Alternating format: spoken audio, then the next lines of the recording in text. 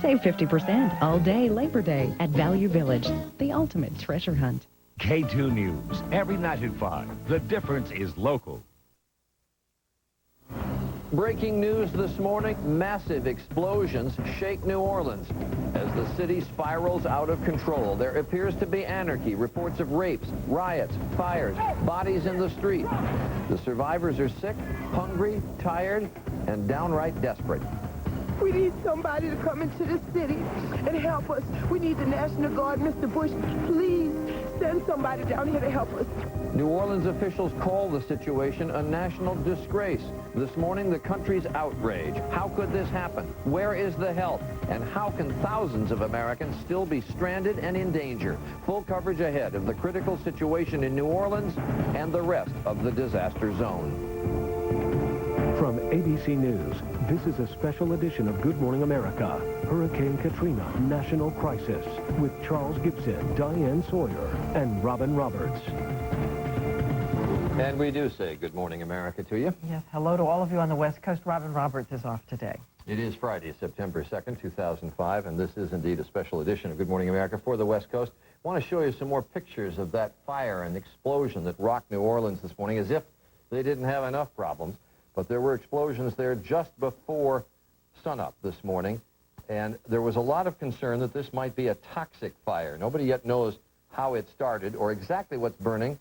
It looks to be a warehouse area there, but the problem obviously has been getting firefighting equipment there to put it out because so much is impassable in the city of New Orleans still. That's right. At one point, our correspondents were asked to leave the scene, but they stayed nearby, and they're still there this morning. We're going to check in with them and find out what's happening at this moment. We also want to let you know that the President Bush just left Washington on his way to a tour of the disaster zone. Under fire this morning, pressure building. Here's what he had to say before leaving.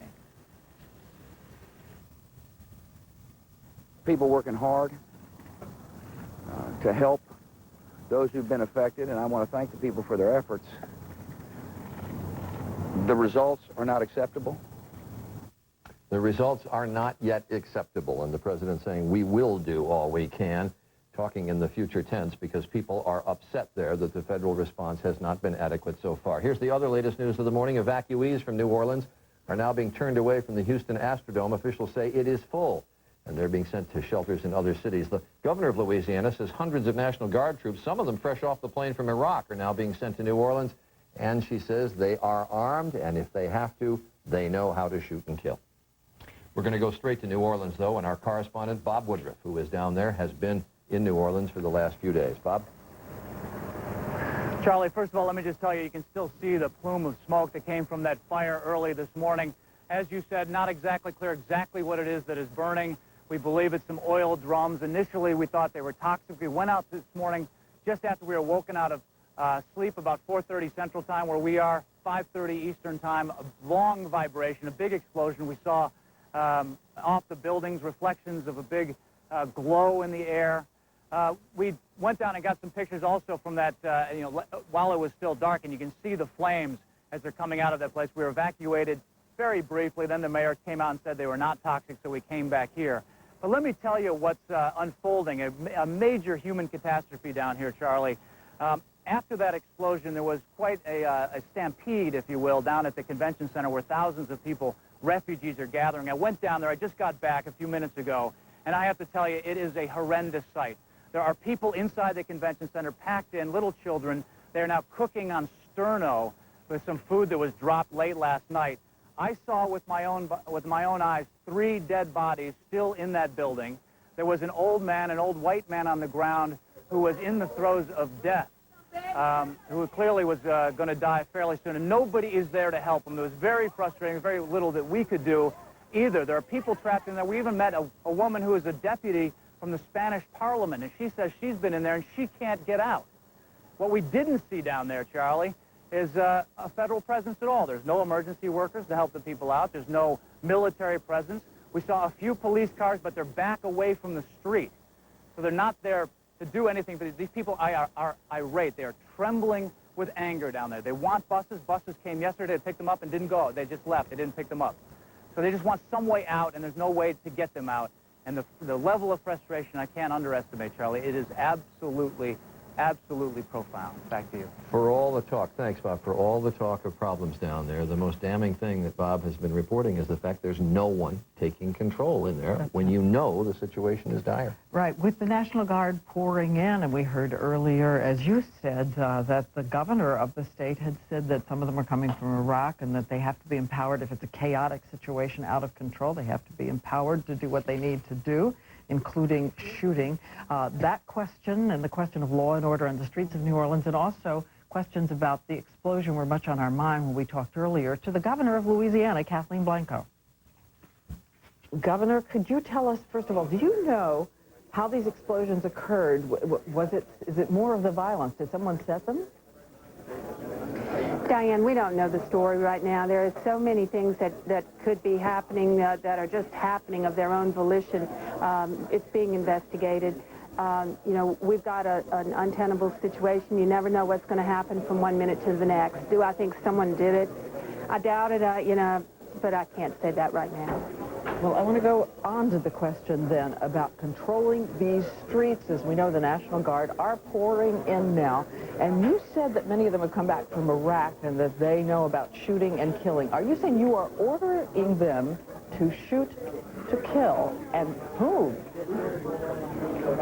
Well, Diane, one of the things going on is that we've got people probably who are on drugs, who are threatening other people, who are causing our rescue effort to stall. We have a few bus drivers early on who were hearing all the scary stories and refusing to go in because of the danger.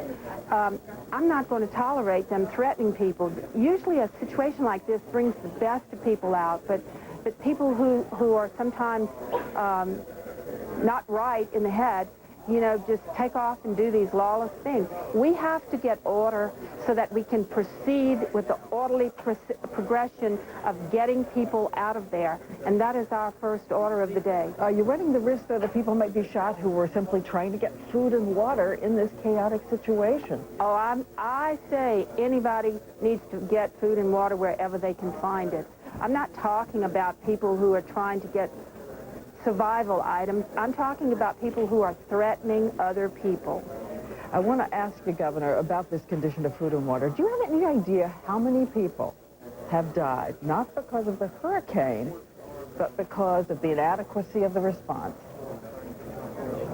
We have no idea. We have no idea, Diane. This situation is one that's been very, very critical. I guess we could all look back and say, well, I wish I'd known that yesterday to be able to do some new action. Now, we're not into the blame game. We're just trying to deal with the situation minute by minute as it changes and evolves. So a lot of, I've been trying to save lives. A lot of people are asking, why not just airdrop massive food and water to the convention center, which is the site where we see so many people saying that they are thirsty and hungry? Why not just blitz it with food and water, at least get that to people? I'm hoping they see that today, Diane. That is what I've asked for, literally a Berlin drop. We didn't have the capacity. It didn't ramp up rapidly enough to deal with issues like that. But I think finally we're seeing the response. And what about medical teams going into these facilities where people are dying for lack of insulin, for lack of any kind of medical care? We've had a shortage of medical personnel. We have our hospital personnel worn out. My own doctor of health and hospitals was in the field. He's the secretary of the department, and he was there in the field working with everyone, just trying to keep it together. We're evacuating hospitals today. We believe the last of the patients will be evacuated today. I want to ask you about something the mayor has said. Mayor Ray Nagin said that the slow federal response, he said the federal response was not only slow, but they don't have a clue. And he has said that he is, and this is a quote, he said he is pissed. Are you at the federal response, the slow response, do you think they didn't have a clue? No, actually. Well, I think that, as I said, a lot of people didn't realize the dimensions. And minute by minute, the dynamics changed and intensified. Getting supplies in seems to be an arduous exercise. You know, waiting for buses. When are the buses coming? When are the buses coming? You know, we're sending school buses in. You know, I've ordered all of the buses from around Louisiana to be here to continue picking people up to get them out of there. Shelters are filling up all over Louisiana, into Texas, into Arkansas. We've got wonderful people in this country who are helping us every minute, everywhere. We're going to have a huge debt of gratitude to the people of the United States, to our neighboring states, to people everywhere. I asked for 40,000 troops, and they're arriving. All right, Governor Blanco, thanks again for being with us. Gratitude later, and also a lot of questions. Thank you. And Charlie? So, Diane, the critical question, why is it taking so long for help to arrive? ABC's chief investigative correspondent, Brian Ross, here looking at that. Brian? Good morning, Charlie. With the president now heading down towards that area, the credibility and the ability of the federal government is on the line, under attack, as officials in New Orleans are calling the situation in their city a national disgrace. Almost 100 hours after the hurricane hit, there is still no serious federal presence inside the city of New Orleans. It's a tragedy requiring a more forceful response. More forceful, more significant. We have a crisis, a humanitarian crisis of untold proportions. In the midst of the crisis, federal officials 1,000 miles away in Washington continued to defend the government's advanced planning. Actually, I think there was an extraordinary effort to put resources on the ground and pre-position them. In a city that is two-thirds black, some civil rights leaders are now raising the question of race. If the majority of the folks left behind were white individuals, and most of the folks who were able to escape on their own were African American, then I wouldn't be sitting here right now. This is a racial story. For some, it's a painful reminder of the great New Orleans flood of 1927, when black citizens were rounded up at gunpoint. And you actually used black people as sandbags back then. They took every dangerous job there was to take to try and beat the water back. And now, once again, it is African Americans who primarily are taking the brunt of this hurricane damage in New Orleans, still waiting for the help they have been promised from Washington, waiting for the president to fly over again today. Our chief investigative correspondent, Brian Ross. Thanks. Well, as you just heard, government officials say they're doing everything they can, so we turn now to the man in charge of the federal response to the disaster, the FEMA director, Mike Brown. Mike Brown, in all my years, I never thought I would see an American city, a major American city, uninhabitable, but I also never thought I'd see a major American city with anarchy reigning. And I think the question everybody wants answered is, how did you, the federal government, and the city and the state allow it to come to this? Charlie, I never thought I'd see it either. And I've got to tell you, it's heartbreaking and it's very, very frustrating to me from a broad operational perspective. I think what we have right now is a situation where with my having access to the military, bringing in the National Guard troops, securing the area, we'll be able to continue the relief efforts that we have been doing over the past several days. We'll be able to ramp those up and continue the evacuations. But you have the best emergency equipment in the world, and why has this taken more than 3 days? We're still in the midst of the disaster. We're still having a disaster occurring even as you and I are talking this morning. The levees continue to allow water in. The Army Corps of Engineers is trying to get that stopped. As those waters move out, we have more people. It is an ongoing disaster. At the same time, we have ongoing relief efforts. Mike, with all due respect to you, and with all due respect to the president, I was amazed to hear him say to Diane yesterday, we didn't know the levees were going to break. We didn't know the dams wouldn't hold. We all were talking about that on Monday morning, that the levees were only built to withstand a Category 3 hurricane. There's batches of reports that say that, and you knew a 4 or a 5 was coming all weekend long. I think we were all taken aback by the fact that the levees did break in so many places and caused such widespread devastation. And so we're responding the best we can to help those people that are stuck in this ongoing disaster. Your counterparts on the city level, Joseph Matthews, the director of emergency preparedness in New Orleans, said some people here have not eaten or drunk water for 3 or 4 days. That is inexcusable. The city is being run by thugs. Terry Everett, the head of emergency ops in New Orleans, this is a national emergency. This is a national disgrace. Do you agree with them? My job is to get to the individual. You know, we're caring for and we're feeding the people in the evacuation center. Every urban search and rescue team in this country is down here right now trying to rescue people. The Coast Guard is down here trying to get these people out. And I know that when we get someone on camera who hasn't eaten for 2 or 3 days because they just got out of their home, that drives me nuts, Charlie. It breaks my heart. And so we've got to get to those individuals as they continue to come out of this ongoing disaster. Mike, you are in all likelihood going to have tens of thousands of refugees, and I don't know what other word to use, refugees on your hands for maybe 10 weeks, 12 weeks, 16 weeks, we don't know. Given what's happened over the last 3 days, should people be confident that those people can be taken care of? They should, and this is where I think this is what makes America great. There's not a governor that I can't turn to that's going to give me shelter so I can move those people there and take care of them. That's the relief effort that we're going to see that I think will make America proud about how we're able to take care of those people who were unable to evacuate, that were stuck in places where the levees broke and are just now being able to get out. I mean, and I will disagree with you about one thing. I'm afraid it may be much longer than you say. We may have people that we have to take care of immediately. For example, I've got 45,000 travel trailers moving down here because I know I'm going to have a huge housing issue taking care of these people, not just temporarily in the short term, but probably in a much longer term too. Mike Brown, appreciate you being with us. Thanks very much. You take care. Thank you, Charlie. The Director of Federal Emergency Management. Diane? Okay, Charlie, we want to go back now to ABC's David Muir, who is still at the scene of that explosion that rocked the city this morning, to see what he's seeing at this moment and also what else is going on in the city. David? Diane, there continues to be smoke over the city this morning, long after that first explosion. And in fact, it was dark here. We were all sleeping in our cars, as we have been for several days now, when there was this tremendous clap of thunder. We thought it was, in fact, thunder, but it lasted for quite some time. We knew we were dealing with something much bigger. Here are the pictures from this morning. There was actually reflection off of some of the taller buildings here. The World Trade Center building here in New Orleans. We could see the reflection of that explosion. And back this morning, there's now a second fire burning. It's actually in this direction, downtown New Orleans. And what we're told, it's a small hotel actually across from where we were staying initially this week. A fire has broken out in that building as well. So authorities here are really scrambling. They have no resources, and it's very hard for them to communicate with one another, and they're dealing with several developing stories here this morning.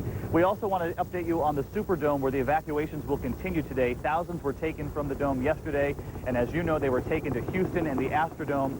Now we're told this morning that after 11,000 people arrived from New Orleans and Houston, that the Astrodome is now full, and they plan to now redirect some of the evacuees to other shelters in the Houston area. As I talk right now, the Black Hawk helicopters and other military transport craft continue to pass overhead as they have for the last several days. The evacuations continue. But as you know, Diane, that convention center is still full of people, the Superdome has people, and there are hospitals in New Orleans with patients who still need to get out. That's right, David. Thank you. They're still calling for help, as you say. Since it is Labor Day weekend coming up and a lot of people are going to be traveling, we do want to make sure that the whole nation has a sense of the weather. And Marisol Castro is in today for Tony Perkins. Good morning, Diane. That's right. We're actually here in Lincoln Center, where Grammy Award winner Kanye West will be performing songs for hurricane relief. Of course, we're talking about folks that have been affected and devastated by Hurricane Katrina. And we want to turn to that map first, specifically areas from Houston to Biloxi, where a lot of the evacuation is taking place. It will be another hot day in the region. Highs will be in the 90s, but feel more like 100. For Saturday and Sunday, the humidity is expected to dissipate just a bit. There's also a chance of a thunderstorm today, especially from New Orleans onto Houston. For the remainder of the nation, as you mentioned, a lot of you will be traveling. Storms will bring flooding to the southern Rockies. There will also be some storms in the plains and southern Florida. If you plan on going to the northeast, it will be very, very sunny and not a whole lot of humidity. That's the first look at the weather across the nation. Now let's see what's happening right outside your window. Well, we have some clouds on the coast. They'll stick around for much of the day. Clouds over Portland and Vancouver early this morning. They'll give way to a little bit of sunshine this afternoon. Partly cloudy, high of 76. More sunshine as you head south in the valley. Plenty east of the Cascades. Overnight, partly cloudy, a low of 56. For the weekend, we have more clouds coming in. Some cooler, unstable air. That will give us cloudy conditions, the possibility of rain on Sunday, maybe even some thunderstorms. But your holiday on Monday, warmer and sunnier.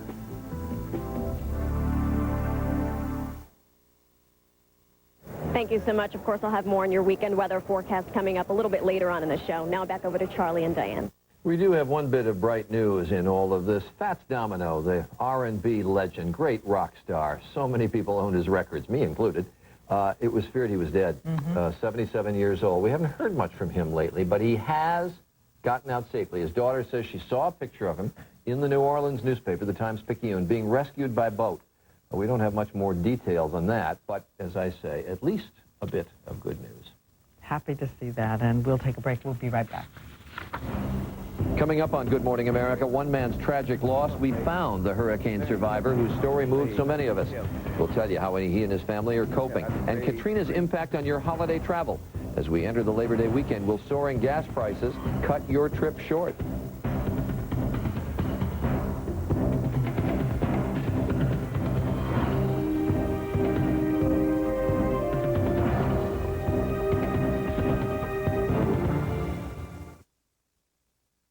There's a difference between treating migraines and helping to prevent them.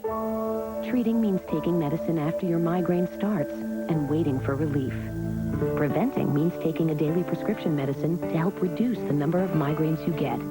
Getting fewer migraines. There are differences between treating and preventing. Ask your doctor about the risks and benefits of migraine prevention and see if it's right for you. To find out more about migraine prevention, call or visit our website. Oh, honey, looky. Oh, yeah, get a picture. Son? Billy, what happened to you? Actually, it all goes back to the 4th grade. Didn't get all the school supplies on my list. I was unprepared. You should have used the easy button. When it comes to school supplies, there's an easy button. It's called Staples. We've got everything on your list, so you're done and they're ready. Now get a TI-83 graphing calculator for $74.94. Staples. That was easy. If you love Pepperidge Farm cookies, like chocolate chunk with its melt-in-your-mouth chocolate and macadamia nuts, you're not alone. Pepperidge Farm cookies. Remember what's good. Tank of gas, $36. Being there when he changes his mind about joining the circus, priceless. There are some things money can't buy. For everything else, there's MasterCard. On DVD, adventure for the whole family heats up with the film critics call Indiana Jones and James Bond rolled into one. I don't think we can fix this thing. We're making great time! Sahara on DVD and UMD today. Rated PG-13. We never give in to fads. Discover the timeless beauty of Moen. Moen. Buy it for looks, buy it for life. Good morning. This is K2 News, the spirit of the Northwest. It's 7:22. I'm Joe Ingles. Good morning. Here is what's in the news this morning. Boeing workers in the Northwest have walked off the job. Last night, the union voted to strike after members overwhelmingly rejected a 3-year contract proposal. In fact, 86% were for the strike.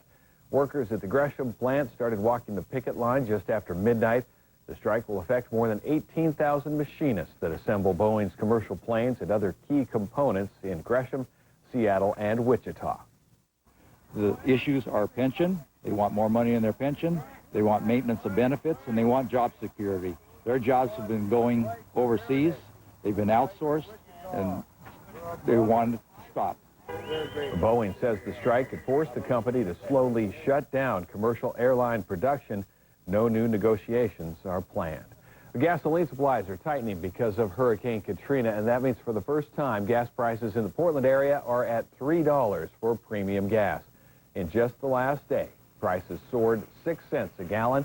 The statewide average for a gallon of gas in Oregon is now $2.73. In Washington, the average is $2.77. AAA tells us major distributors in the Northwest are now on allocation only. That means brand name stations will only get the amount of gas written into their contracts. Some non-brand stations might not get any at all. Well, let's check on the morning commute with Brian McCoy and the K2 County Country Traffic Team report. Well, good morning. So far, your start to a 3-day weekend, not looking too bad now out of Vancouver. Lake's great as you approach the Interstate Bridge on the Oregon side. No delays. Marine Drive to Delta Park. The Banfield looks good. The entire length in right now with no accidents or stalls reported from 205 to I-5. Sunset inbound, just a little sluggish as you get prior to the Vista Ridge Tunnel. That's it. For Town and Country Auto Dealerships, K2 Traffic Team, Brian McCoy. K2 News. All right, Brian, thank you very much. That's the news for right now. We will be right back, though, with a look at your weather. Well, the Chrysler Group's done it again with their most award-winning and freshest lineup ever. Chrysler Group vehicles are projected to retain their value better than Ford or GM. Chrysler Group vehicles have significantly improved quality over the last 3 years. You know, there's still something missing here. This Labor Day weekend, get employee pricing plus cash allowance on the remaining 2005 Chrysler, Jeep, and Dodge models. So remember, if you can find a better car, buy it. Now we're talking. This is K2, the spirit of the Northwest. If you're in one of these locations, you may be able to receive a clearer signal by tuning to one of these UHF channels. This Labor Day, for 4 days only, Northwest Rugs will place their entire collection of 20,000 rugs plus all furniture and accessories on sale. 20,000 rugs from over 15 different countries and the most famous looms in the world. Price reduced for 4 days only. Thousands of colors, styles, and patterns from tapestries and masterful reproduction for the hottest colors and styles of the day. Hurry in for Labor Day savings on our entire inventory of rugs, furniture, and accessories. Northwest Rugs, Carmen Drive, Wilsonville, Tanasbourne, and Jensen Beach. You're born. You go to school. You work hard. You raise a family. You pay your taxes. And when you die, the IRS can tax you again, taking as much as 55% of everything you've saved for your children. It's called the death tax, and it's wrong. With his vote, Senator Ron Wyden could eliminate the death tax. Isn't a lifetime of taxes enough? Getting a lot of reports of sunshine this morning, although we have seen some clouds over Portland and Vancouver. We'll break through those clouds as we go through the day for partly cloudy afternoon conditions. And this is what it looks like this morning already from our Portland Riverfront camera in downtown Portland. You're seeing some of that blue sky sneak through the clouds there. We're looking at, well, more clouds coming up for the weekend. Here's your high for today, 76 degrees, and that's a few degrees cooler than normal for this time of year, closer to 80 degrees, really. Our satellite picture shows us what's coming up. Look up there in the Gulf of Alaska, an area of low pressure, kind of cool, unstable conditions, similar to what we had seen last week. That front's going to be dropping through for the weekend, giving us a chance of those showers and even thunder showers as we go into Saturday night and Sunday. For today, mid-70s through the valley, 56 overnight with partly cloudy skies, and your 10-day trend. It calls for the wet day on Sunday, your actual holiday on Monday, looking pretty good as everybody warms up and dries up a bit, and then partly cloudy to mostly sunny skies through the rest of the 10-day trend. We will have more news and more weather for you in about half an hour. Keep it right here on K2. When you refinance at LendingTree.com, you can save up to $200 a month with a lower rate. Just think what you can do with the money. When banks compete, you win at LendingTree.com. On your mark. Get set. Save. Circuit City's Labor Day sale is here and the savings are high. Right now, select DVDs are just $4.99 each. Save on comedy, drama, action, and more. And look for big savings on big screens, too. Get 10% off plus pay no interest till 2007 on all TVs $2.99 and up. Come in today and save at Circuit City's Labor Day sale. It's Sleep Country's fantastic Beauty Rest closeout sale. Save on any size Beauty Rest. So if you don't mind sleeping on a discontinued fabric, this is your sale. Through Labor Day. See the elephants. There's nothing more exciting than seeing the amazing animals at the Ringling Brothers and Barnum and Bailey Circus. No wonder we treat them like members of the family. They are. The highest standards of care, even private rail cars with showers. Our Center for Elephant Conservation, a state-of-the-art facility helping to ensure the survival of this noble and endangered species. Animals in Ringling Brothers, bringing joy to generations of families. September 8th through the 11th at the Rose Garden. Get your tickets today. Well, the Chrysler Group's done it again with their most award-winning and freshest lineup ever. Chrysler Group vehicles are projected to retain their value better than Ford or GM. Chrysler Group vehicles have significantly improved quality over the last 3 years. You know, there's still something missing here. This Labor Day weekend, get employee pricing plus cash allowance on the remaining 2005 Chrysler, Jeep, and Dodge models. So remember, if you can find a better car, buy it. Now we're talking. K2 invites you to the 2005 Oregon International Air Show, Hillsboro, presented by Standard TV and Appliance. Excitement takes flight September 9th through the 11th at the Hillsboro Airport. Friday night, kick off the weekend with American Idol Josh Grayson live in concert. Then Saturday and Sunday, feel the thrill as the U.S. Air Force Thunderbirds take to the skies. Buy your tickets now at Ticketmaster.com or go to KATU.com for details. See you there. Martha Stewart, starting September 12th on K2, The Spirit of the Northwest.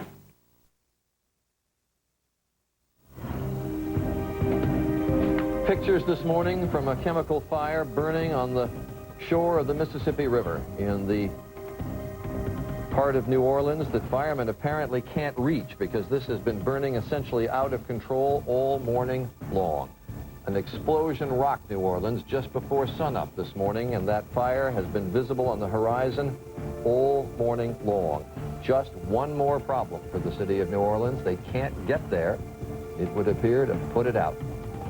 Good morning, America. I'm Charles Gibson. And I'm Diane Sawyer, and Robin Roberts is off this morning. Also this morning, as we said, President Bush left Washington. He is heading to the disaster zone for a tour of the damaged area, while local officials on the ground are calling the national response an outrage, and we'll tell you more. And this is a West Coast edition of Good Morning America because we want to bring you up to date on the latest. Evacuees from New Orleans now being turned away from the Houston Astrodome. It is full, and they are being sent to other shelters, many to other cities. Also, the governor of Louisiana says hundreds of National Guard troops just back from Iraq are being sent to New Orleans with their M16s locked and loaded. And she says they know what to do if they have to. And believe it or not, all this time later, we have some new pictures to show you of what started all of this. Katrina, the awesome power. Take a look here, because this house is going to lift and simply start to float away. There it goes. This is in Biloxi, Mississippi. And then you're going to see the storm surge coming into the house as the water starts to rise on the windows, giving you a sense of how terrifying it must be. And you get a sense of just how fast it came in. People did not have a time to get to the upper floors. Also, we've been amazed at the growing national response as America reaches out. So many people offering what they can to help. Melody Hobson here, our financial contributor, to answer your emails a little later. But first, we want to tell you more about someone you saw right after the hurricane who seemed to express the suffering of so many people. His name, Hardy Jackson. And let's begin by reminding you of the conversation he had with a local reporter. And as he spoke to her, she, too, was moved to tears by what he said. We got up in the roof, all the way to the roof, and water came and had just opened up, divided. Who was at your house with you? My wife. Where is she now? Can't find her body. She gone. You can't find your wife? Oh, she told me everywhere she told me. I tried. I hold her hand tight as I could, and she told me, you can't hold me. She said, take care of the kids and the grandkids and my kids. What's your wife's name in case we can put this out there? Tony Jackson. Okay, and what's your name? Hardy Jackson. Where are you guys going? We ain't got nowhere to go, nowhere I'm going. I'm lost. That's all I had. That's all I had. I'm longing for more Joe. Everyone reacted so strongly. So many of you emailed us wanting an update on him. Did we find him? What happened? ABC's David Curley located him, and we located him, by the way, at his brother's home in Biloxi. Here's the report. Hardy Jackson's T-shirt is still in the tree he grabbed onto in the middle of Hurricane Katrina. That wave came up, she came up like the thing, and I slid, Lord, I'm telling the truth. I slid right on down there. The massive wave, more than 20 feet high, crushed this neighborhood. This is what swept his wife, Tawny, away. I saw that big monster wave coming this way, that big sun gun coming this way, man. Hit that house, man. Wow! So there were waves actually coming from both sides? Both sides, man. Jackson, his children and grandchildren are staying with relatives. Injured 10 years ago when his car was hit by a train, Jackson was a stay-at-home dad, while his companion of 29 years, Tawny, worked in a local seafood factory. You got the kids up for school? Got them dressed. Did all the cooking? Did all the cooking. All the cleaning? All the cleaning. As the waters rose in their small home, the Jacksons moved to the rafters just before their house split in two. That's when Tawny gave Hardy her final request. I hold her hand tight as I could, and she told me, you can't hold me. She said, take care of the kids. And Jackson's breathless account of his wife slipping out of his grip, His grief I tried so hard. and the love expressed in his emotions have touched many. Is there a reason you think that your story is touching so many people's hearts in America? Oh, yeah. Yes, sir. What is the reason, you think? Because I did keep my promise to God. And to your wife? To my wife. Oh, yeah. Each day since Katrina, Hardy Jackson has returned to the remnants of his home and to thoughts about what he will do about his wife's last words. Keep your promise. For Good Morning America, David Curley, Biloxi, Mississippi. His wife's body not identified yet, but everyone is virtually certain she's gone. All right. We want to turn now because there were other overnight headlines, and Bill Weir's at the news desk. All right, Diane, good morning, everybody. Congress is rushing through a $10.5 billion emergency relief package for the victims of Hurricane Katrina. The Senate has already approved it. The House votes today. President Bush says the funding bill is only the first of more to come. News out of Iraq this morning, a trial date has been set for Saddam Hussein's first formal trial, tentatively set for October 19th. He stands accused of the 1982 massacre of a Shiite town north of Baghdad and could face the death penalty. In Aruba, the prime suspect in the disappearance of Natalie Holloway could be a free man by tomorrow. An Aruban judge ordered Joran Vandersloot released, but says he must remain available to police. 2 other suspects are still in custody after being rearrested last week. And take a look at this, a wall of dust choking the skies over Phoenix at sundown. Driving dust storms fairly common in Arizona this time of year. Still almost zero visibility there makes getting around very tough, especially for planes trying to land. Tony Perkins has the morning off. Marisol Castro filling in and is at Lincoln Center for this morning's special concert. Marisol, good morning. Good morning, Bill. Good morning, everyone. As you mentioned, we are at Lincoln Center waiting to hear Kanye West perform songs for hurricane relief, of course, to benefit the victims of Hurricane Katrina. It also happens to be a holiday weekend, so let's take a look at that forecast for you. A lot of you will see some pleasant weather, specifically in the Northeast where we start. Beautiful, mostly dry, very little humidity. Storms are expected to dot the plains, and some flooding is expected in the southwest. Also some showers out in the northwest, but not a complete washout. In fact, most of the time it will be rain-free. You can also see California will be plenty of blue skies and sunshine. And in southern Florida, you can expect to see some thunderstorms this weekend. That's a look at the weather across the nation. Now let's see what's happening right outside your window. Clouds on the coast today, and the clouds we have this morning over Portland, they'll give way to a little sunshine this afternoon, a high of 76. Then more clouds for the weekend, the possibility of some rain showers and even thunderstorms before we get more sunshine for your holiday Monday. Thank you so much. This weather report has been brought to you by Walmart. Now back over to Diane. All right, thanks, Marisol. And when we come back, it is Labor Day weekend. A lot of people traveling. We're going to bring you up to date on the situation this morning about gas around the country, where and how to avoid being gouged at the pump. Seems so far away.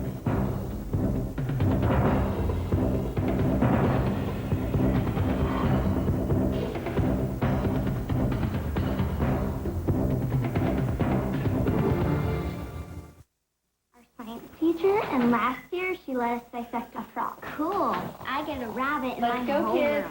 That's so cool. I get a marker, more recess, go on 5. Ready for school?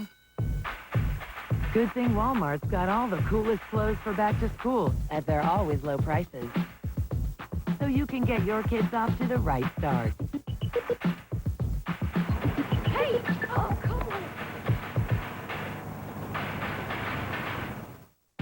If you have allergies, discover the Alivert experience. It starts when you feel Alivert dissolve fast on your tongue, and you know allergy relief is on its way. Now, get a mail-in rebate at participating retailers and try Alivert free. My new grandson should always feel safe in my hands, arthritis, pain, or not. That's why I trust Advil. Even after 20 years, nothing has been proven more effective on tough pain. Not Tylenol, not Aleve. Advil, fast, strong, trusted.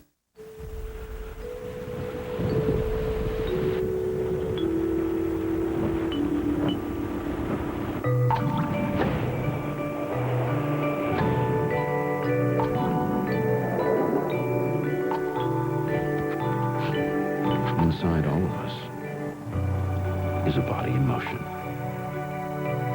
just waiting to move. Propel Fitness Water from Gatorade.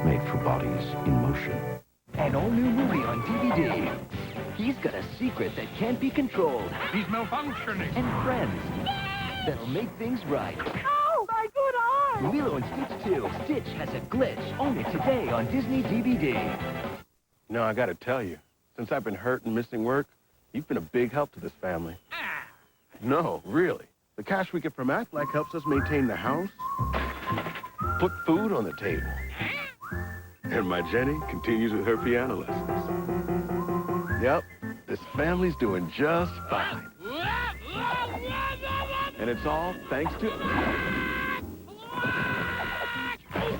Aflac. Ask about it at work. Julie, will you take me to Outback for their new Heart of Gold Bronze filet with sauteed artichokes, sun-dried tomatoes, and a light lemon Alfredo sauce? Yes, I will. Try something bold. Outback Steakhouse. No rules, just right. At all TNC dealerships, it's the Labor Day extravaganza. Now there are more ways to save at TNC. There's employee pricing and free lifetime tires. And this weekend only, there's free gas till 2006 on any new or used vehicle. There isn't a better deal around. And $50 of every sale will go to the Red Cross in your name towards the victims of Hurricane Katrina. See us at TNC, Chrysler, Jeep, Mitsubishi, and Chevrolet in Milwaukee. And TNC Dodge in Wilsonville. The sale ends this Monday. It's happening now at all Town and Country dealerships. Drive home happy. Under ordinary circumstances, today would be a day when many would take to the air or the road for the Labor Day weekend. But the widespread devastation from Katrina and the subsequent spike in gas prices, well, circumstances right now are far from ordinary. So how will the aftermath of Katrina affect the weekend travel? ABC's Dan Harris is out in northern New Jersey in Englewood this morning. Dan?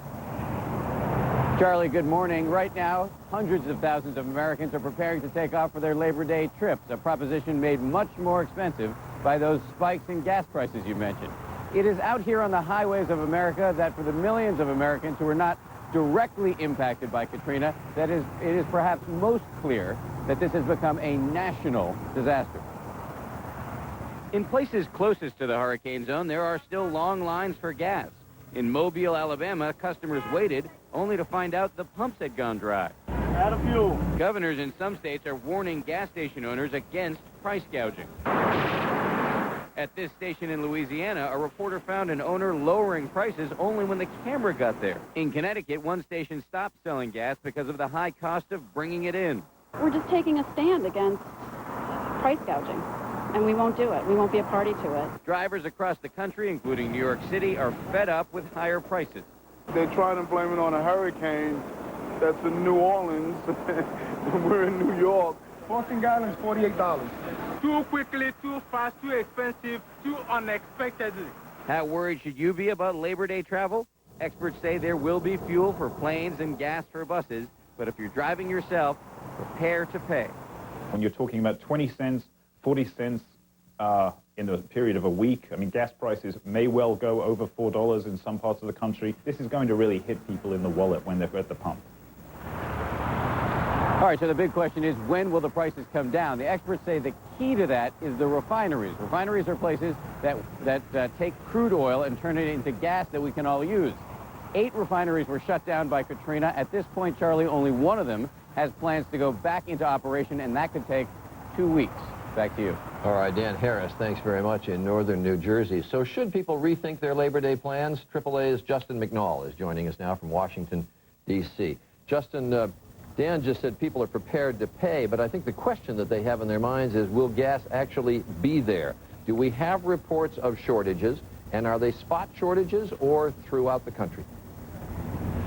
We certainly had some reports of outages, isolated outages. At times it could be a couple dozen stations in a city that have had problems, but when you look at the broader picture of the U.S., certainly 90% or more of gas stations have product. Unfortunately, there's no one who has a real high-level view to see exactly how many stations are out at any time, but the vast majority of stations do have gasoline. Really what we're finding, though, is there's a sense of a bit of panic that some motorists are feeling, and that's the reason that we're seeing people go out and gas up in quantities and in volumes that we normally wouldn't see people do it. There's ample gas at most gas stations to go ahead and make sure that there's fuel for everyone, but just like with a snowstorm, if we all rush out and buy milk and we buy a loaf of bread, we can create a shortage when there normally wouldn't be one. Let me ask you about a subject that economists study and about which there is great discussion, which is as prices go up, as you see $3.20, $3.40, $3.60 a gallon at the pump, do people actually cut back? That's called elasticity in price. But do people tend to cut back when the prices get up to these levels? Demand for gas is highly inelastic. In the past, we've seen gas prices shoot up 20, 50 cents without much impact on the travel. Before the storm and the gas price run-up, we were expecting Labor Day travel to stay basically even, despite prices that were up at that point 70 cents. But it really is hard to tell as we look at prices like here, where you're well over $3, exactly how motorists are going to respond to it.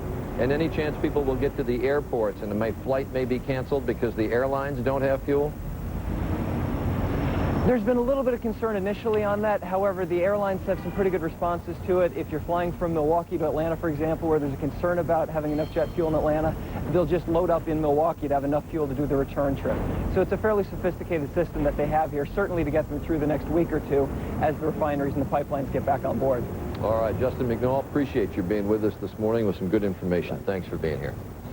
It is now quarter of the hour. When we come back, a report on the desperate situation at a New Orleans hospital. Stay with us.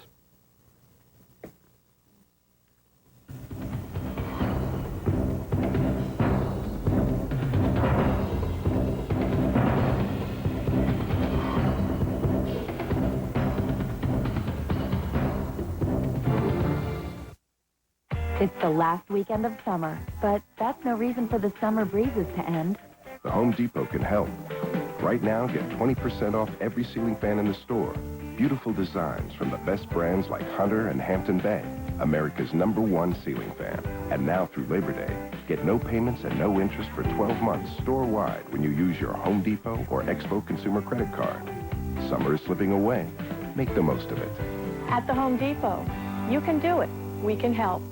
Denny's new sausage sampler has the sizzling sausage you love, and it already comes with seconds. Now get twice the sausage, 2 savory patties and 2 links, plus eggs and pancakes. One of 3 big and bountiful breakfasts for just $4.99. Denny's, we're cooking now. Now on DVD, behind every great man... What are you doing for the rest of your life? ...lurks his mother. Jane Fonda and Jennifer Lopez are a comic dream team. This isn't over. Come and get it, Grandma. Monster-in-Law. Own it now on DVD. This ought to be good.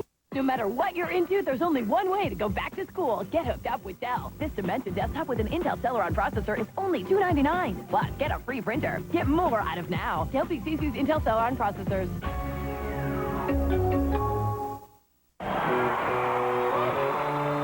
I'm an AmeriQuest mortgage specialist. Whether your dream is to buy a home, refinance, or see the Rolling Stones, I'm here to help. Good. That's why we're sponsoring the Rolling Stones tour. For your chance to win tickets, go to AmeriQuest.com. AmeriQuest Mortgage, proud sponsor of the American Dream. Introducing Renews It Airless, the most discreet air freshener. Renews It Airless, the discreet air freshener that looks and works like an outlet. With Renews It Airless, the scent is all you notice.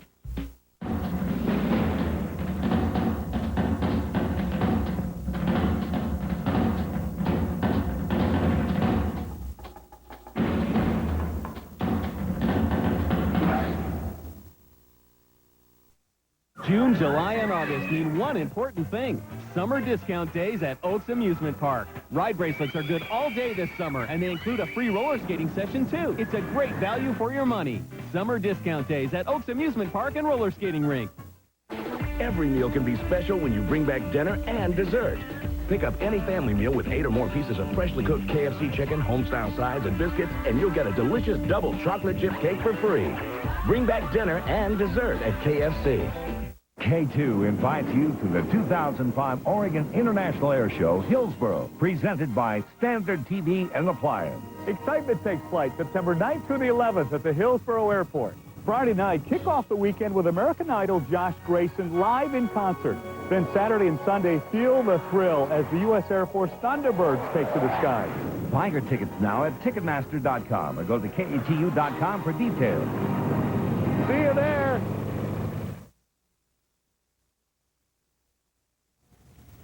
Sometimes we find that in the middle of these breaking news situations, there's one story of one place that brings everything home in human terms. And one of those stories is what's been happening at New Orleans Charity Hospital, where doctors have been pleading for help. And ABC's David Muir decided to tell you what has been happening in the chapter at Charity Hospital. David?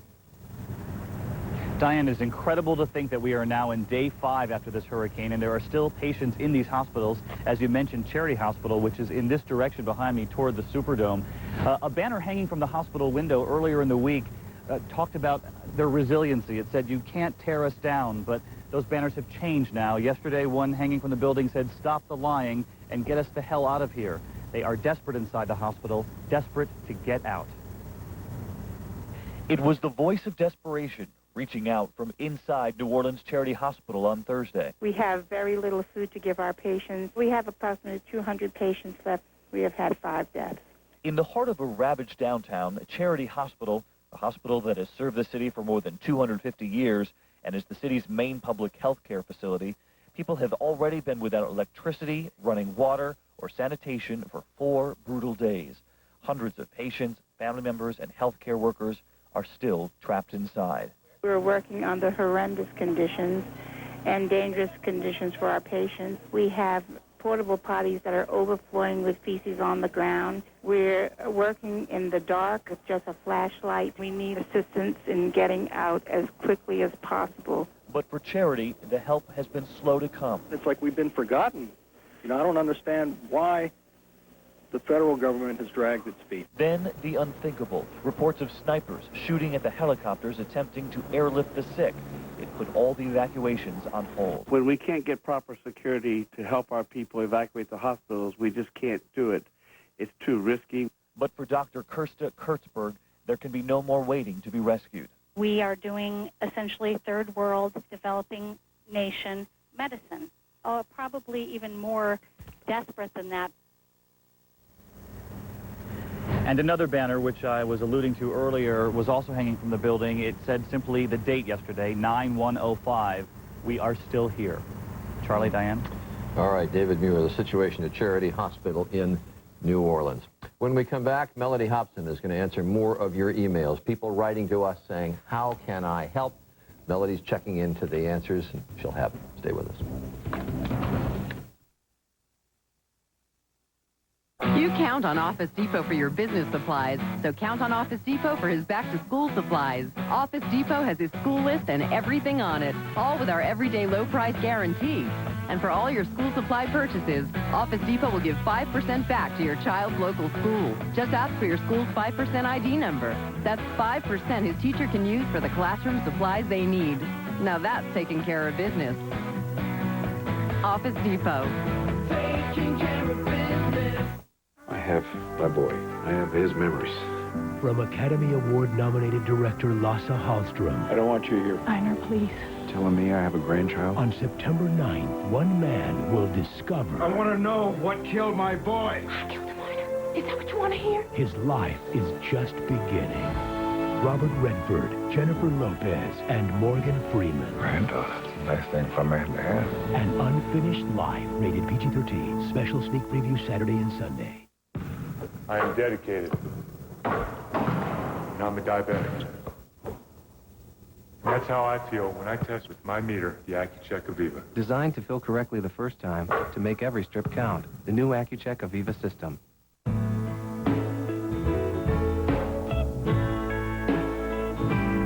For all the extra hours you dedicate to your students, we think you deserve some extra credit. TIAA-CREF, serving the retirement needs of those in the academic, medical, cultural, and research fields. Visit us online to find out how we can serve you.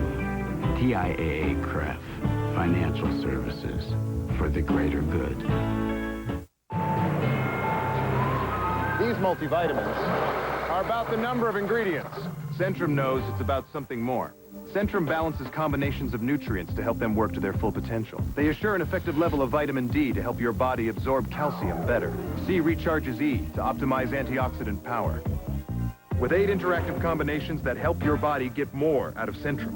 Sometimes a lot just isn't enough. Centrum is balanced and the most complete from A to Zinc. Sofas by Design. Have it your way. Comfortable, affordable, stylish. With every design and option to suit your needs and accessories to complete your home. Sofas by Design. 6 blocks north of the Selwood Bridge on Southeast 13. It's Sleep Country's fantastic Beauty Rest closeout sale. Save on any size Beauty Rest. So if you don't mind sleeping on a discontinued fabric, this is your sale. Through Labor Day. You're born. You go to school. You work hard. You raise a family. You pay your taxes. And when you die, the IRS can tax you again, taking as much as 55% of everything you've saved for your children. It's called the death tax, and it's wrong. With his vote, Senator Ron Wyden could eliminate the death tax. Isn't a lifetime of taxes enough? Good Morning America is brought to you by Centrum. With Centrum, you're complete from A to Zinc.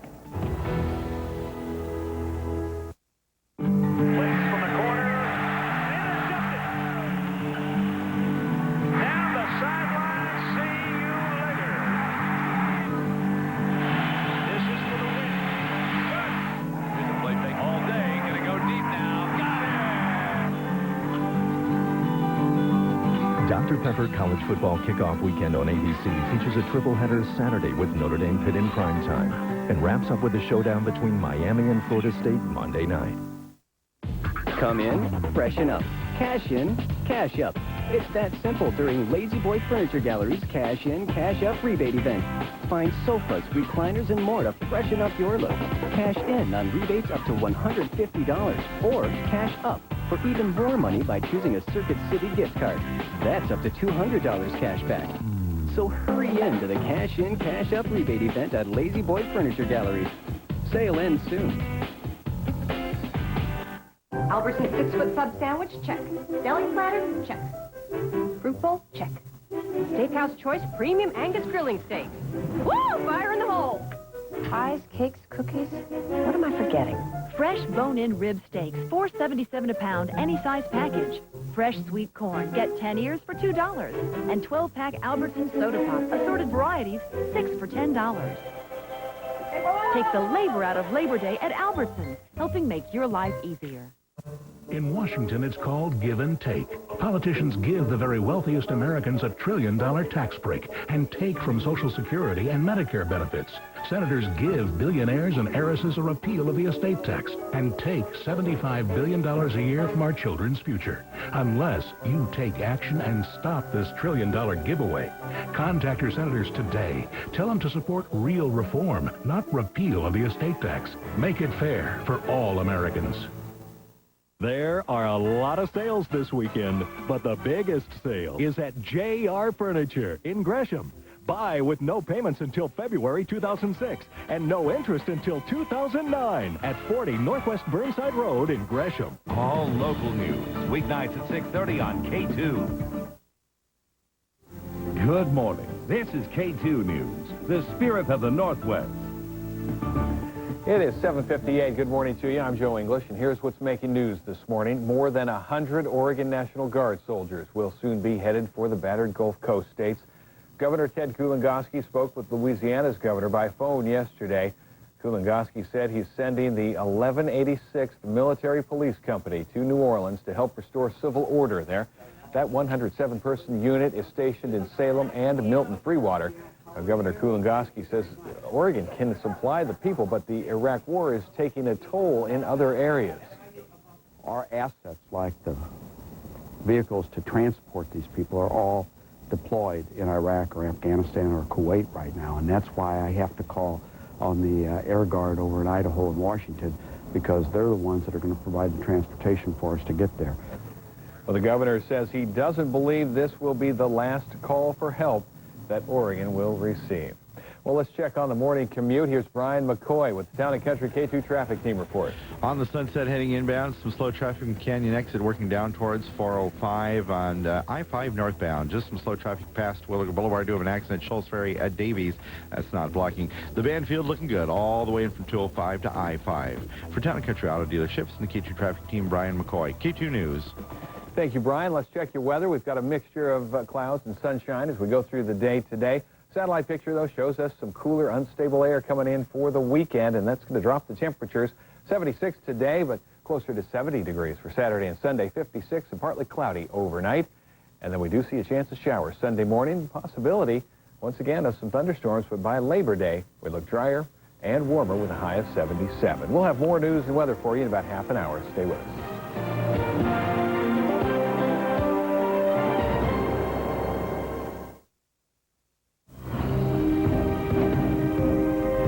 The pictures this morning of a cloud over Canal Street in the French Quarter of New Orleans caused by an explosion earlier this morning. Railroad cars, we understand, along the riverfront of New Orleans, an explosion that rumbled through the city for 10 to 15 seconds. And there you see earlier pictures of the fire set off by those explosions. First concerns were it might be toxic chemicals. Now the sheriff in New Orleans says no, non-toxic, but still that cloud does hover over the city and the fire still burns.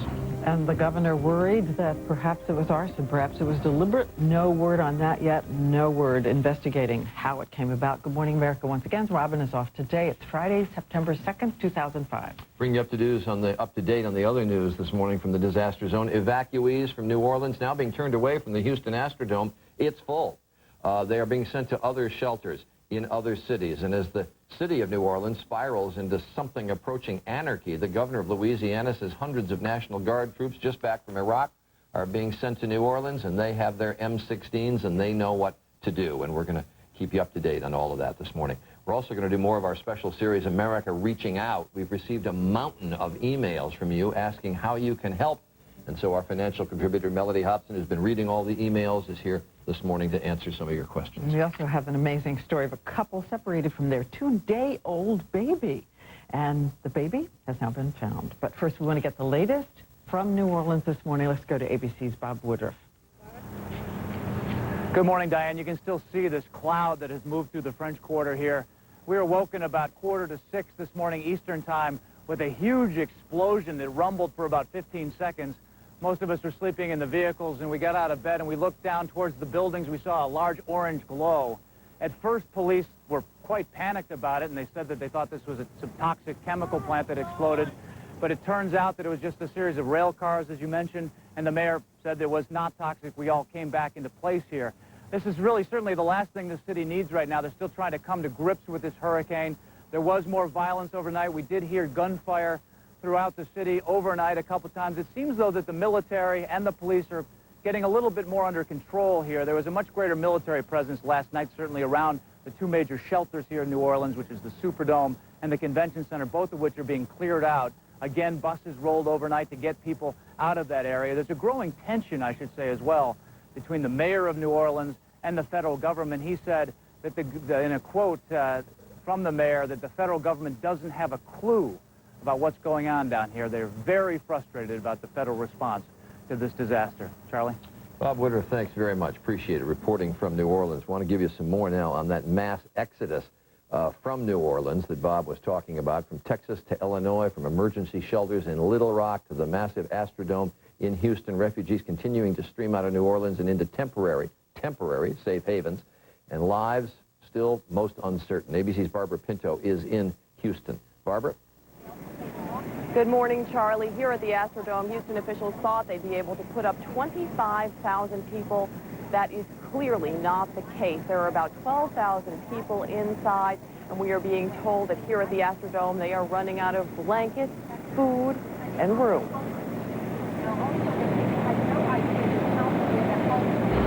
He and others waited in frustration when officials at Houston's Astrodome turned away dozens of arriving buses, saying the makeshift inn was just too full.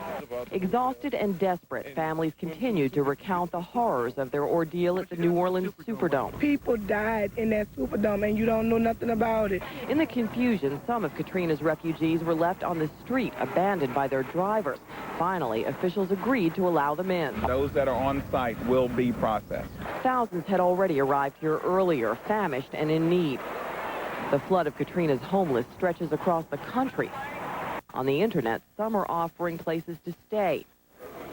In Baton Rouge's River Theater, where thousands have been camped out since Saturday, the frustration is growing. I don't know how you're going to work it out being in here and like you're in prison. At the Davis Middle School in San Antonio, many are still concerned about missing family members. I left my husband in New Orleans. He worked in the French Quarter at the Armory in Orleans, and I just want him to know that we're fine. City officials are readying a former military base to house 25,000 more.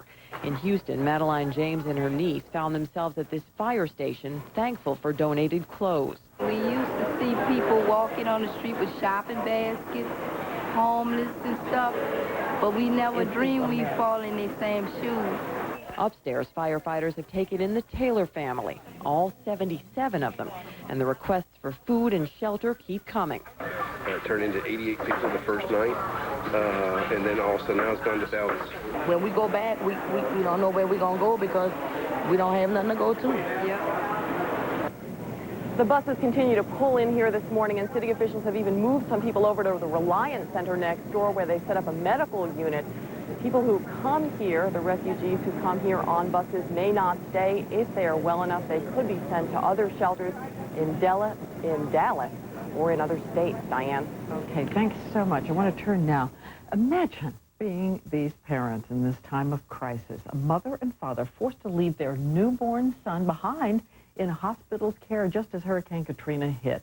Now that little boy, who's a week and a half old, is back in his mother's arms, thanks to the kindness of some strangers, but also the hard work of this family. I'm joined now by Tad and Lainey Bro, who just last night were reunited with their son Zachary, and we are so glad to hear it this morning. And look at him. Can we have a close look? Could we just move that camera in? Because this is a happy sight, I'll tell you. First of all, Lainey, let me ask you, here, he's about 2 days old, and you're told you have to leave, but he stays behind? What did you think? That happened on Thursday. It happened on Thursday? Well, that happened on Thursday. On Thursday, yes, because he had to get a pneumogram, which is a sleep study, to see if he's going to stop breathing while he sleeps. And the pneumogram came back, and yes, he does stop breathing when he sleeps. So they needed to put him on a regimen of caffeine, and we're going to redo the test on Sunday. And then you have a kind of... the hurricane came. Right, the hurricane came, and Tad, you have a horrible choice. You have to leave, right? Well, it became apparent that we weren't able to get... the whole city was evacuating and shutting down and preparing on Saturday. The doctor's orders were, if you can find a monitor and if you get the prescription filled, we'll let you go. Otherwise, you'll have to sign an affidavit against medical advice. And we wouldn't advise you to do that because whatever complications come up, you won't have, we wouldn't have insurance to cover it. So the decision was sort of made for us. So we just thought, we'll come back. He was in the best care he could be. At the most. Our need for wanting to take him with us was to satisfy our needs and our emotions. And he would be better cared for at the hospital with a nurse. So the last time you see him is Saturday night. Then the hurricane happened, and then you can't find him. Who you're calling frantically? You can't get through to the hospital? Well, he has a nurse, Colleen, who we haven't seen yet, and she called us twice. She had her cell phone number, and she had the number to our hotel. And she gave us twice. She called us. The last time was Monday at 6 o'clock in the morning before the storm hit, and said everything was fine. And then we never heard from her again. And that's when we were trying to figure out what the plan was for the hospitals. We didn't know what the plan was. Just we felt he was fine, but and safe, but we wanted to go where he was going to go, because obviously we felt he was going to be transferred. And all the phones were down in the city. Yeah, you couldn't get through all the 504 area codes for the cell phones. All the cell phones were down for the city. Well, so it was a frustrating period of making phone calls to all the hospitals. We probably called all the hospitals in 5 states trying to locate him, and no one had baby Bro. Take me back, if you will, to the moment that you made the call, that you got word that he had been found. It was fantastic. We had gotten a phone call from my mother, who said that we think we may have found him. It's been friends of friends and family and people who every time we spoke with somebody and asked somebody, they could empathize with our situation, and they would say, okay, I'm going to call all the hospitals in Shreveport for you. It ended up being someone in Baton Rouge. It's my aunt's boyfriend. It's crazy. My aunt's boyfriend's brother's wife's sister, who lives in Dallas, who was making phone calls. She called. My mother called me to say, I think we found him because they didn't get a no. Oh, so it my. was, they won't tell them anything because they're not the parents. Call this number.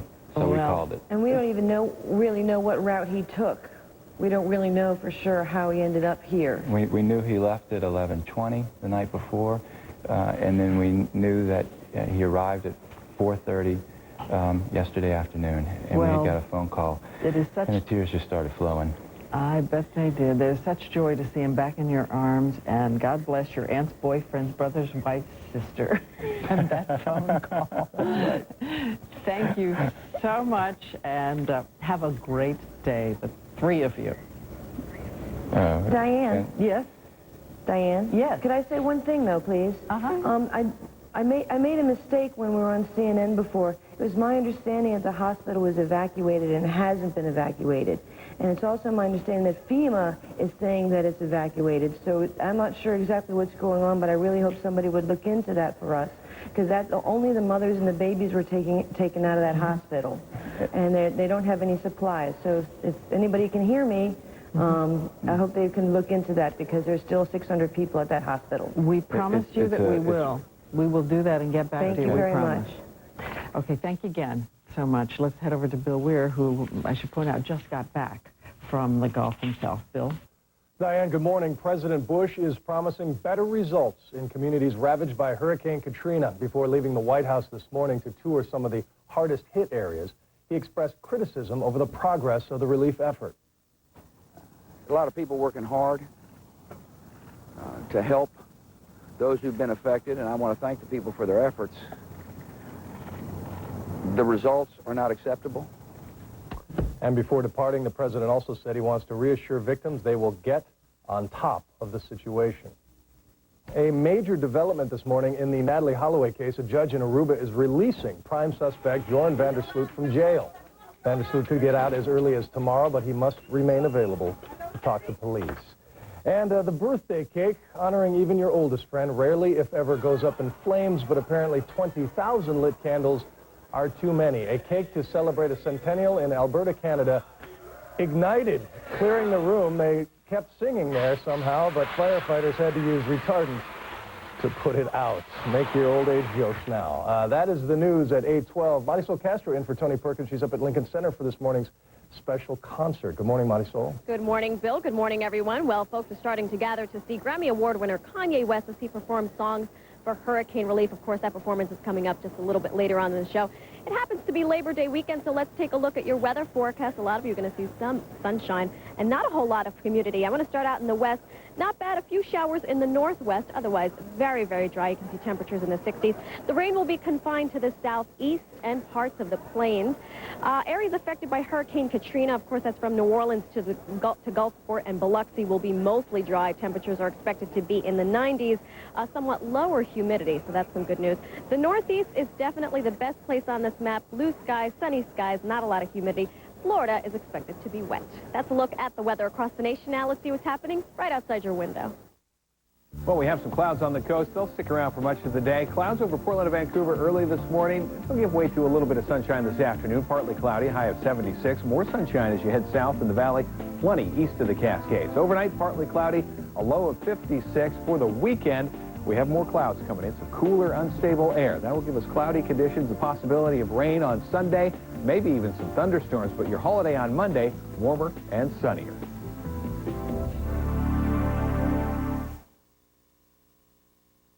Thank you so much. I'll have more on your weekend weather forecast coming up a little bit later on in the show. Now back over to Diane. Okay, thanks a lot, Marisol. And Melody Hobson has been giving such good and important advice about how to contribute and what to avoid when you're going to contribute and try to help. We are going to have some answers to your questions coming up. She's been back online.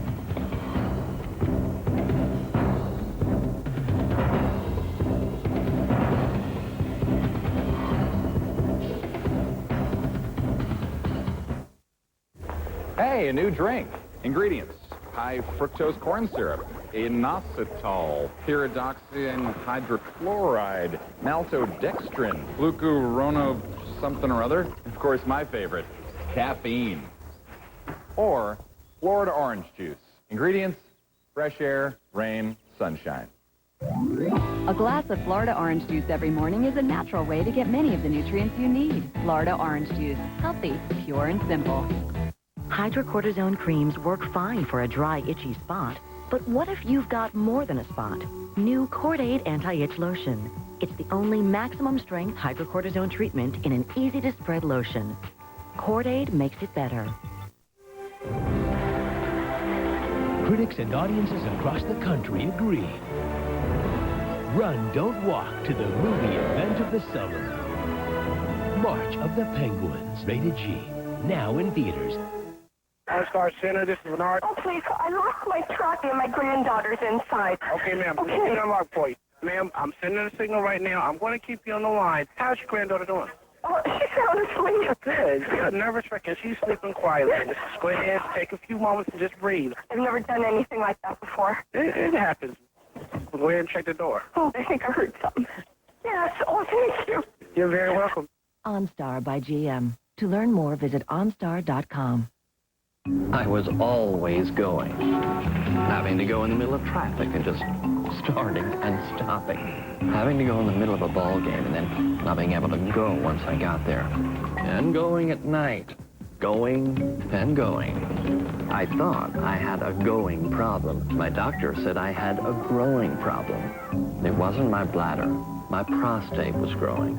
I had an enlarging prostate. My doctor prescribed Avodart. Most medicines only treat symptoms. Avodart, with time, actually shrinks the prostate and improves urinary symptoms. So I can go more easily when I need to go, and go less often. Only your doctor can tell if your symptoms are from an enlarged prostate and not a more serious condition such as prostate cancer, so have regular prostate exams. Avodart is for men only. Women should not take or handle Avodart due to the risk of a specific birth defect. Tell your doctor if you have liver disease. Rarely, sexual side effects, tenderness, or swelling of the breast can occur. Call your doctor today. Avodart for your growing problem.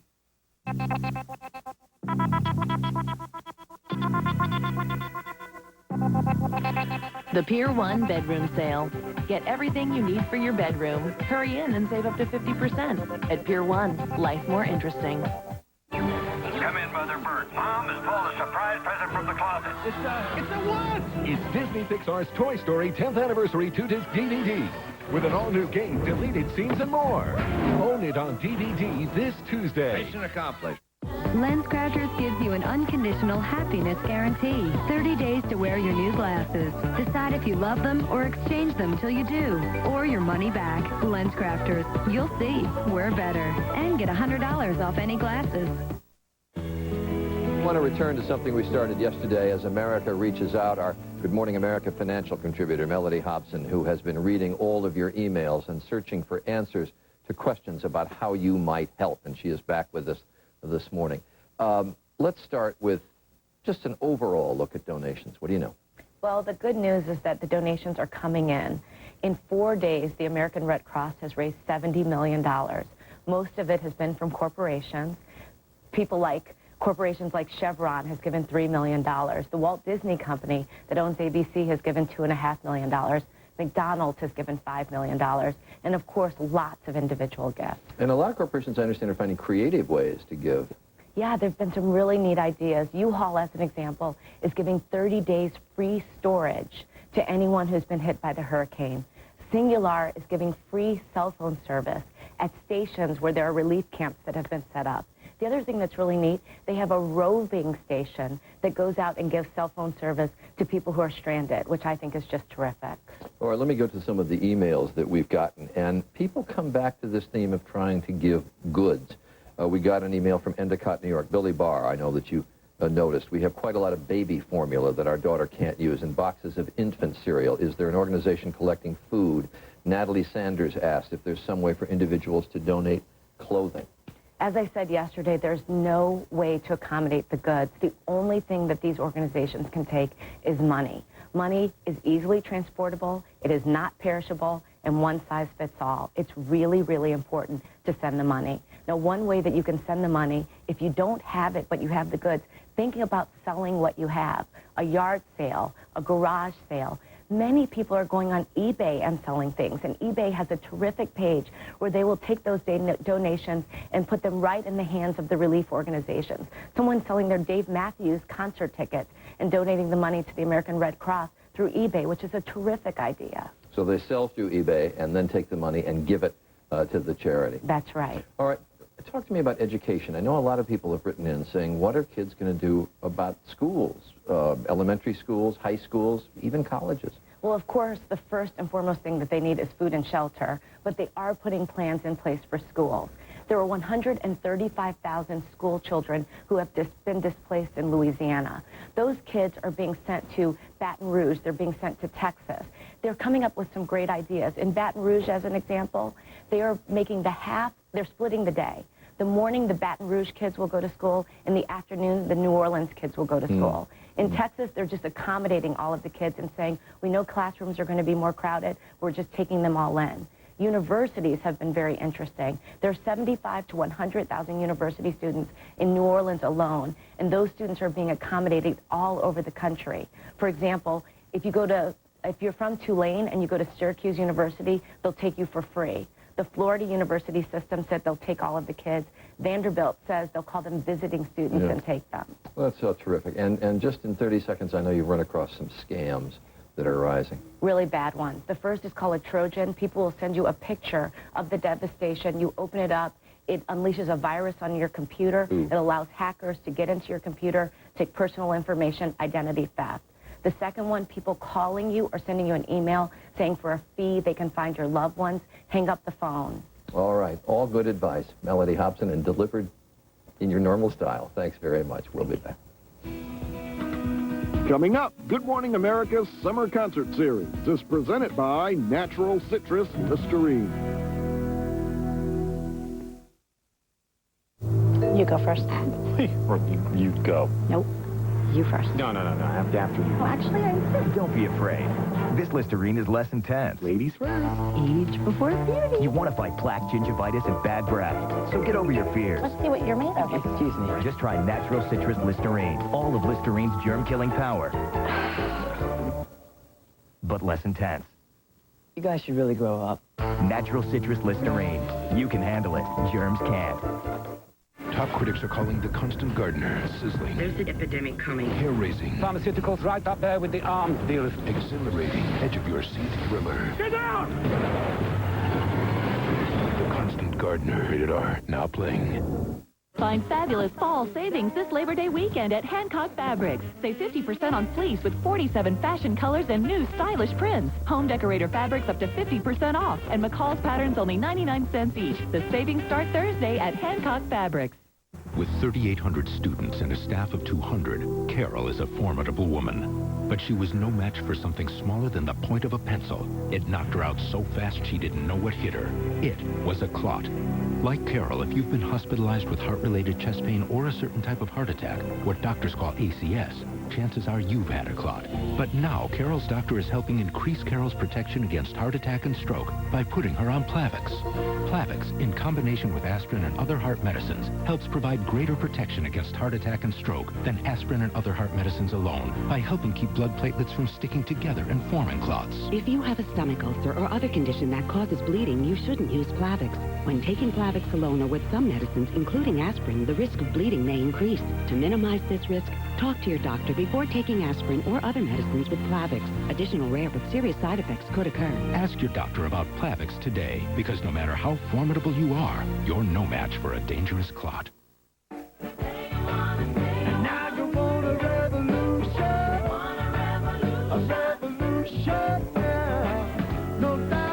Eric Clapton, Back Home. In stores now. If you have indoor or outdoor allergies, ask your doctor about something different. Singulair. While many allergy medicines block histamine, Singulair works differently by blocking leukotrienes, an underlying cause of allergy symptoms. And Singulair is now approved to help relieve both indoor and outdoor allergy symptoms for a full 24 hours. Side effects are generally mild and vary by age and may include headache, ear infection, sore throat, and upper respiratory infection. Singulair, a different way to treat indoor and outdoor allergies. This is an ABC News special report. And good morning from New York. I'm Bill Weir. President Bush has just touched down in Mobile, Alabama, the first stop in his tour of the hurricane-battered Gulf Coast. He's meeting right there at this hour with Alabama and Mississippi governors Bob Riley and Haley Barbour. Let's take a listen.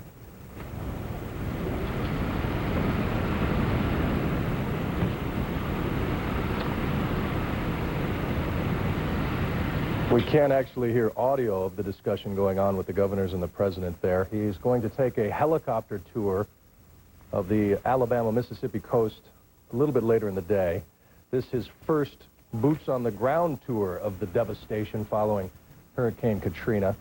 He'll have a walking tour of the damage in Biloxi, and we also understand he's efforting a walking tour in New Orleans, where a situation has deteriorated gravely overnight. The call there from the mayor is passionate and profane at times. He keeps hearing press conferences. He says, I keep hearing help is coming. My answer is, where is the beef? Where are the troops? Where is the help we need? The president held a press conference a bit earlier in the day before leaving Washington, and for the first time was critical as well of FEMA and the efforts. Now we can hear the governor speaking. Let's listen. Mike Brand and staff, FEMA has absolutely been great. There's not been a request we've asked for. We appreciate that last emergency declaration, getting it back to us. Basically, we got hit 70, 80, 100-mile-an-hour winds over on Dolphin Island. Probably 60% of the houses there were destroyed. By Ola Bachelor, we've probably got 2,000 to 3,000 people out. We've got most of the power back now, some pockets down here. So what we're beginning to concentrate on, we've got a new initiative right now called Operation Golden Rule. We're asking every county in the state of Alabama to come up with some kind of plan to see if they can help shelter some of these people in Mississippi and in Louisiana. We're looking at former military bases. We're looking at former mental institutions we had that were closed down last year. We're trying to develop a plan where we can get temporary housing, some semi-permanent housing, and then permanent housing, at least to give you some options. Good, thank you. Governor Barbour. Mr. President, the immensity of this storm, both in power and size, just destroyed Mississippi. You saw it from airport. It's utter destruction. Having said that, since Monday, we've made progress. We've made a little progress every day. And I want to join Bob. The federal government has been great. FEMA and all of your people who are on the ground, were on the ground before the storm hit, but particularly the Coast Guard. They've rescued 1,700 people in Mississippi. And they were there Monday night when it was still awful. Alabama's been great. I mean, he sent me 2,000 of his National Guard, you know, while we're here for his disaster. It's all over the country, people all over the country. Florida had search and rescue people there the day of the storm, and other states. I mean, it's just, but we've suffered a grievous blow that we won't recover from for a long, long time. This is the worst natural disaster in American history, I believe. And we're at ground zero. And so right now we're trying to finish search and rescue. There are people that didn't leave that died, and we hadn't found them. Secondly, we're getting water and food, and your people have been great. The American Red Cross, Salvation Army, private sector. But every day, like I say, we make a little progress. Fuel is a huge problem. Fuel is an enormous problem because we have no electricity in most of the areas. Not going to have it in a lot of places because we didn't just lose the distribution lines and trees fell. We lost all the transmission. We lost some of the generation. Yeah. And so fuel is the number one crisis because you can't do search and rescue. You can't get the water running. The hospital's got to have generators. That's our biggest problem, and y'all are helping. Coast Guard's delivering diesel fuel to all our hospitals today to run their generator. Still, I want you to know that is a crisis thing, and we'll talk some more. Main thing, we're gonna be fine at the end of the day, but the end of the day is a long way away, and we're gonna need a lot of help in between. Thank all of y'all for help. We got a couple of areas down here that are having some difficulties with gasoline right now, but Colonial and I think Plantation are going to be back up 40 or 50%. More than that right now. You got positive news on the Colonial. Right. It should be over 80% this weekend. If we can get that up, we'll be in pretty good shape here. Mr. President, the base commander right here. Commander, tell him to give us a short update on this. Give you a quick update on the air operations side. We've been flowing forces into the Mississippi, New Orleans area since, as folks have said, since the beginning of the storm. It's been an around-the-clock, 24/7 operation. Every asset we have available that's not being maintained or turned around is in the theater working. And that's been continuous. It's unprecedented for us. We're estimating over between air stations Houston, New Orleans, and the Aviation Training Center in Mobile, and all the forces around the Coast Guard that have converged on this site. We're estimating over 5,000 aerial rescues so far. The numbers are just almost impossible to count now, but we're turning things around as quick as we can out there. We've had several initial rescues the first 2 days along the coastline in Mississippi. Most of our efforts now are pushing towards New Orleans, and we're still helping Mississippi out where they need us, but there are still people that need our help in New Orleans. Coast Guard forces are being flown into ATC Mobile from everywhere in the country. You can see that aircraft over there from Cape Cod. We have aircraft from Clearwater, Florida, Miami, you name it. They're coming in here and being chopped to my command here, and then we're deploying them into New Orleans. I would like to point out that the air station in New Orleans took a tremendous hit. They're still operating, and they're doing a wonderful job over there. These guys are absolutely operating in the most challenging conditions you can think of. Our crews are doing the same thing with them, but there's some historic stories being written over there with this rescue. We're going to keep pushing as hard as we can with the air side until we leave, and prepare to maintain and sustain. My fellow incident commander here, Captain Jim Biostad, can tell you a little bit about the waterway situation. Yes, sir. Mr. President, as soon as the storm passed, we started to surge Coast Guard resources back in here. Our primary concern, of course, is always search and rescue, but we also knew that we had to get gasoline moving, which is normally moved by barge in this part of the Gulf. We've been working about 18 hours a day to get the waterways open, and I'm proud to tell you that we've almost got the waterways open. We've already started moving gas. We've already started moving coal for the power plants, and we should be back to fairly normal operations everywhere except Pascagoula fairly quickly. We're working with Pascagoula to get them open again as well. The Mississippi coast, sir, was devastated. It was devastated. I flew over it, I saw it, and I've never seen anything like it in my life. I know that the rescuers have become victims. The police officers, the firemen, all of the people that serve the people are themselves victims. We are surging a tremendous number of Coast Guard, law enforcement personnel, and boats and cutters to cover the entire Mississippi coast to assist them and to work in partnership with them and to help them maintain and serve the people there. Try to provide them temporary infrastructure until all the rest of the people that are flooding into the area, the National Guard and FEMA, the state folks, they're all coming in there, and we're going to work in partnership with them from the water to maintain control, to maintain public safety, and to help them recover from this. And we know we're going to be doing that for some time, but that's what we do, sir. Thank you. Yes, sir. Mr. President, if I could just introduce Officer Dustin Scar. He's one of our rescue swimmers that's been out there. I know this is focused for some of them. Nice to meet you. I'm good.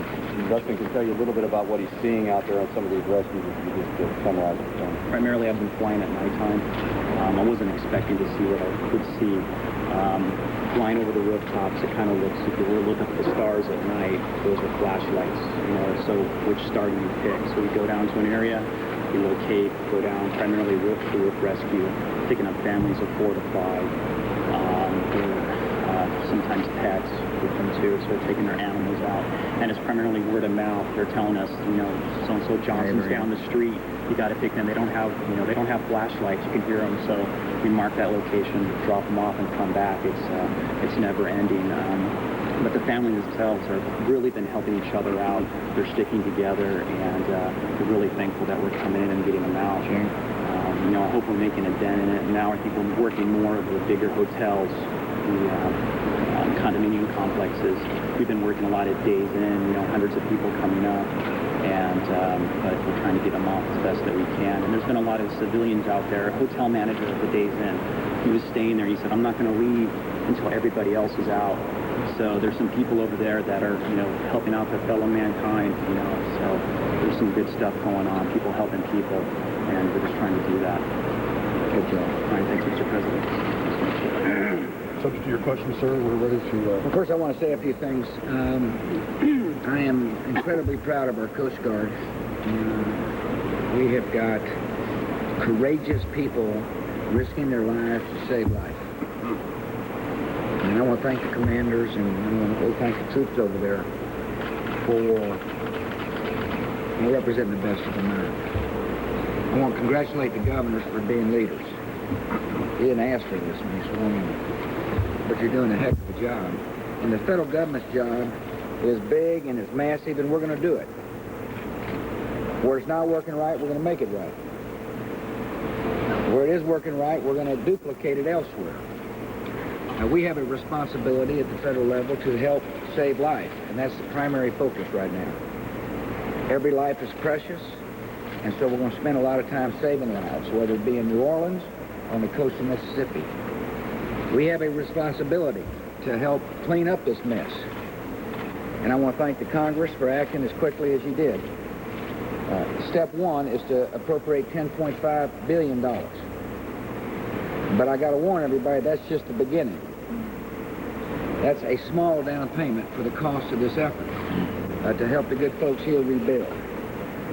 We are going to restore order in the city of New Orleans. And we're going to help supplement the efforts of the Mississippi Guard and others to restore order in parts of Mississippi. And I want to thank you for your strong statement of zero tolerance.